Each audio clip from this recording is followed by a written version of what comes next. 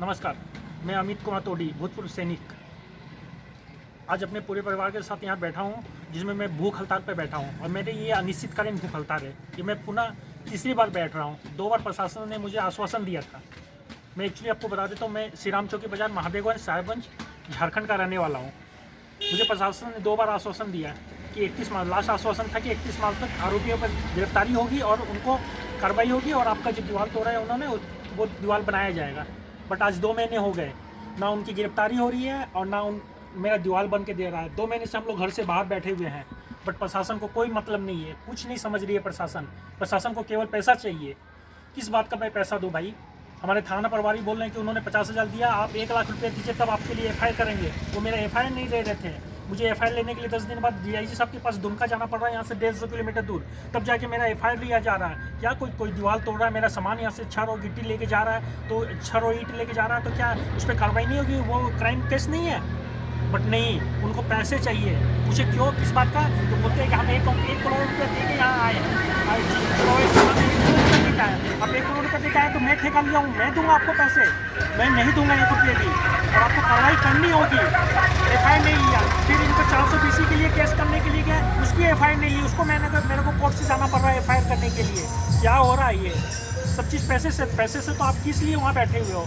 आप बोलते हो मेरे को सरकारी नौकरी नहीं करनी है, सरकारी नौकरी से मेरे पेट नहीं भरता है। कब तक आरोपियों का साथ दीजिएगा आप? थाना प्रभारी सुनील सर, आप समझ जाइए, अभी भी सब चीज़ पैसे नहीं होते हैं। मैंने थाना प्रभारी से पूछा कि कितना आपका 1 महीने की कमाई कितनी होगी? 50,000 में आपने एक क्राइम करने के लिए दे दिया, तो मुंह बंद हो गई, कुछ नहीं बोले उन्होंने। कब तक चलेगा? खाली इनकी नहीं, आज मैं सबका बारे में बता रहा हूँ। ये SDO साहब जो हमारे साहेबगंज SDO है, वो क्या बोलते हैं, वो बताइए, झारखंड स्टेट का क्या, किसी भी स्टेट के एक सिविल सर्विस जो क्वालिफाई करते हैं, JPSC क्वालिफाई किए, कितना महत्वपूर्ण पद है। उस पद पे, उस चेयर पे बैठ के वो बोलते हैं कि एक बल्ब का 10 गो टिकट, वो ट्रेन की टिकट काट रहे हैं। मैं जब बोला कि सर जो टिकट ये रसीद हमने कटवा लिया, जिस ईयर का हमने राजस्व दे दिया, उसका दोबारा कोई कैसे दे सकता है? तो उनका कहना है कि एक बल्ब का 10 गो कटवा लीजिए। क्या दिक्कत पड़ता है? एक बल्ब का 10 टिकट कटवा लीजिए, रेलवे को तो फायदा है। तो हमने, रेलवे को फायदा तो है, लेकिन रेलवे क्या आपको एक बल्ब का 10 टिकट काट देगी? तो उनका कहना है कि हाँ 10 टिकट कट सकता है। आपने कटवाया तो क्या हुआ? उसने भी, हमने 13 में कटवा लिया पूरा 2008 से इसका, तो वो बोले कि ठीक है, उसका 2014 में उन्होंने कटवाया, बोले कि ठीक है कटवा सकते हैं वो भी, एक बल्ब का 10 टिकट कटवा लीजिए। एक सोच लीजिए, एक SDO साहब जो इतने ऊँचे पद पर बैठे हुए, चेयर पर बैठे हुए, जो यहाँ पूरी ज़मीन के मालिक है, उनकी इस तरह की वर्डिंग समझ में आ रहा है कि झारखंड में एक SDO साहब के अगर इस तरह की वर्डिंग बोल रही है तो क्या हो रहा है साहेबगंज में? ये वर्डिंग ही साबित कर रहा है कि SDO साहब क्या कर रहे हैं साहेबगंज में, उस चेयर का कितना मिसयूज कर रहे हैं, अगर ये बात बोल रहे हैं तो। और भी बहुत बातें हैं साहब के लिए। मैंने अपने कमिश्नर साहब को कंप्लेन किया है। कमिश्नर साहब जिस दिन भी इस पर बैठकी की है, जिस दिन भी इनके लिए इंक्वायरी बैठाई, मैं आप लोग के सबके सामने आएगा कि हाँ SDO साहब क्या कर रहे हैं। अगर उस चेयर पर बैठे तो वो मनमानी करेंगे अपना, ना कोई बात नहीं है, कीजिए आप मनमानी। कब तक कीजिएगा? इस चेयर आपको मनमानी के लिए नहीं मिली है, हमारी रक्षा के लिए मिली है।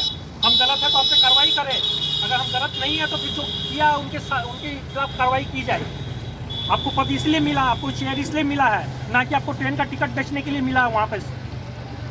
ठीक है, आज फिर मैं बैठा हूँ और मैं बोल देता हूँ, जब तक मेरा दीवार नहीं होगा तब तक मैं नहीं उठूंगा धरना से। गोली मारना, मार दीजिए गोली, जब तक मैं जिंदा हूँ नहीं हटूंगा वहाँ से, नहीं हिलूंगा यहाँ से। 2 महीने हो गए सारे मेरे को रिटायर हुए, 2 महीने से मैं घर के बाहर हूँ। क्या मजाक बना के रखे हैं?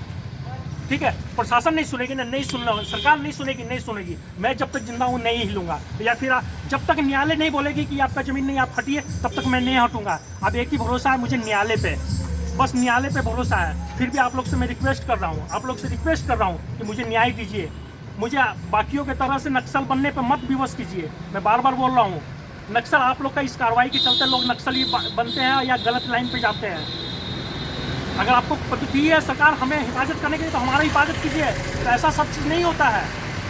फिर बोलिएगा पॉलिटिकल दबाव है आपके ऊपर, पैसे का दबाव है, कि आपको फिर ये लग रहा है कि ये लोग पावरफुल लोग हैं, ये लोग आपको नक्सली बेल्ट में ट्रांसफ़र कर देंगे।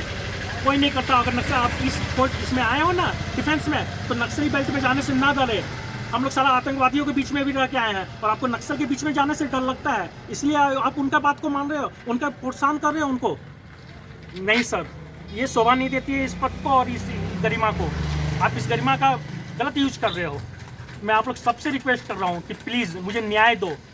अगर मैं गलत हूँ तो मुझे अरेस्ट किया जाए, मुझे गोली मार दिया जाए, अगर मैं सही हूँ तो उनको गिरफ्तार किया जाए और मुझे सुरक्षा प्रदान की जाए, और नहीं तो जो मेरे पास खतियान है, जो मेरे पास कागज है, अगर वो गलत है तो आप अपने कमिश्नर साहब को बोलिए, क्योंकि ये सेटलमेंट ऑफिसर के जो हेड होते हैं वो कमिश्नर साहब होते हैं, उनको लेटर लिखिए कि ये गलत कागज आपने इशू किया है, उन पर आप आरोप लगाइए।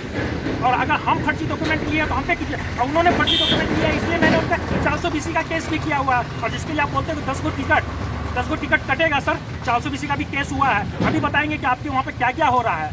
रजिस्टर 2 को मजाक बना रखे हो ना आप लोग, 3 कट्ठे 9 कट्ठे को 6 कट्ठे को 9 कट्ठे बना देते हो, और उसके बाद रसीद मेरे को काट रहे हो, दूसरे को भी काट देते हो रसीद। मजाक है ना, कोई बात नहीं है सर। आप इस पद का गलत यूज कर रहे हो, मत करो सर, मत करो। न्याय देने सीखो सर, न्याय देने का। मैं जानता हूँ मैं आपकी तरह पढ़ा लिखा नहीं हूँ, लेकिन इतना तो पता है कि एक बल्ब का 10 टिकट नहीं कटता है, ठीक है। और मैं यहाँ के सभी समाज के और खासकर यादव समुदाय से मैं ये रिक्वेस्ट करना चाहूँगा, सर अपने आप को आप लोग कृष्ण के वंशज बोलते हो ना, कि हम लोग कृष्ण के वंशज हैं। क्या कृष्ण भगवान इसी तरह थे कि अपने एक तो जो सारे इस तरह रात को चोर के तरह किसी का दीवार तोड़ते हैं, किसी के घर से सामान उठा के ले जाते हैं और उनका सपोर्ट कर रहे हैं? अगर आप उनका सपोर्ट नहीं करते तो समाज से निकाल के फेंकिए। ऐसे लोग पूरे आपके समाज को बदनाम कर रहे हैं। ये 2-3 ही लोग हैं जो पूरे समाज को बदनाम कर रहे हैं, पूरे यादवों को बदनाम कर रहे हैं। तो मैं पूरे यादव समाज से बोलना चाहूँगा कि इनको अपने समाज से निकालिए। अगर अपने आपको कृष्ण के वंशज कराना है तो मैं तो वो दिन दूर नहीं जब लोग आएंगे तो आपको कृष्ण के वंशज नहीं, इन धोखेदारों के नाम से जानेंगे। तो मैं आप लोग से रिक्वेस्ट कर रहा हूँ सर, इतने अच्छे वंशज हो, इतने कृष्ण के वंशज हो, इतने अच्छे लोग हो आप लोग, फिर भी ये 2-3 मुट्ठी भर गिने चोरों और डकैतों के चक्कर में आप लोग क्यों अपने आप को खराब कर रहे हैं? सामने आओ सर। कब तक इनसे डरेंगे? कब तक इनको घूस देंगे?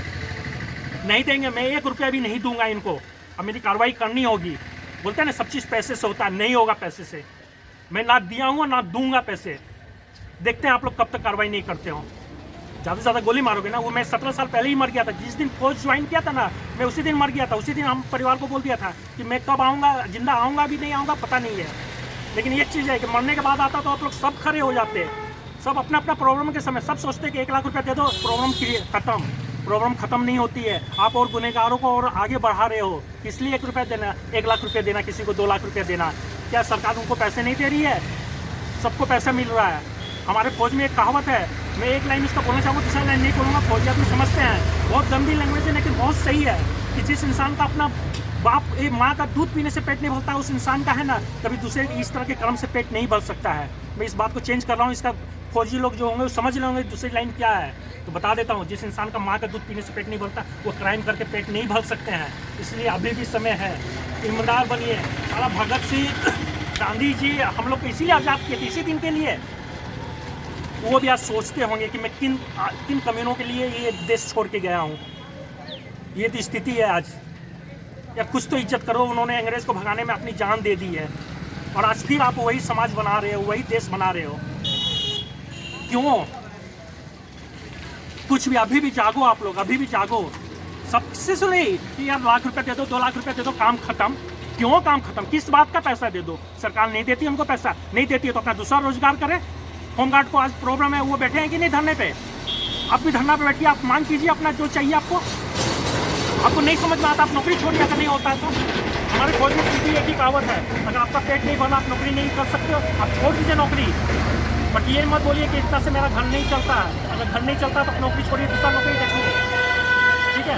अब पेट भरता है, अगर आपको प्रशासनिक ड्यूटी करनी है तो इस बात से छोड़ दो कि मुझे कितना तनख्वाह मिलता है या मेरी पोस्टिंग कहाँ हो जाएगी या कोई मुझे गोली मार देगा। इस बात से आप नाफिकीर होइए। प्रशासनिक ड्यूटी कर रहे हैं, ठीक है। आगे आप लोग की मर्जी, जो करना है कीजिए आप लोग। मुझे मेरा दीवार चाहिए। अगर मैं गलत हूँ तो मुझे गोली मार दीजिए। अब मैं सही हूँ तो मुझे दीवार दीजिए और उन लोगों का गिरफ्तारी कीजिए, ठीक है। आगे आप लोग की मर्जी, जो करना कीजिए। जय हिंद।